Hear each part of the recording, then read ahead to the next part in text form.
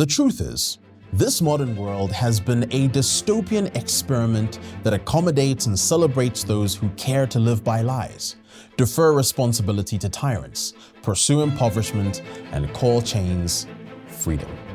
This occurrence has become that much more apparent with the ascendancy and prevalence of tyrannical elitism, medical psyops that shut down global economies, weakened borders, multiculturalism, the inability to discern a John from a Jill, and the platforming of religions like Islam that seek to normalize Muhammad's evil way of life through violence, dehumanization, and social ruin.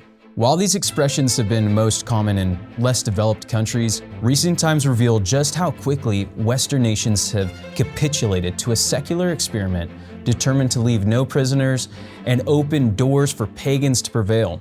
Nations that once sang songs of freedom now persecute people for attending church, praying in public spaces, and calling confused men, men, and confused women, women.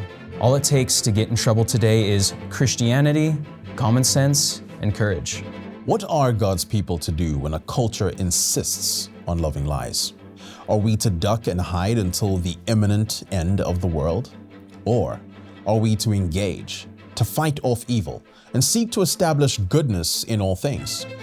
Well, let's think about this. What use is a complaint in the wake of chaos? As the death of civility ensues, do we have a hope that can rebuild it all? Make no mistake, resignation could only earn the applause of devils, and dependency could only massage the egos of the godless. A culture of death is in full effect, and now is the time to promote a culture of life, fertility, and prosperity, blessings that are exclusive to Christianity. Today's guest is Dr. Joseph Boot, a Christian thinker, cultural apologist, and president of the Ezra Institute for Contemporary Christianity.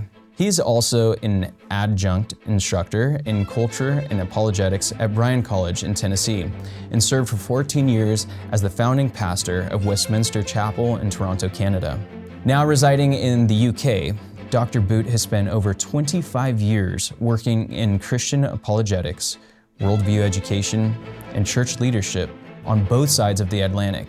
He's spoken and lectured around the world at universities, seminaries, churches, and conferences, engaging pastors, scholars, and professionals across disciplines from medicine and law to politics and academia.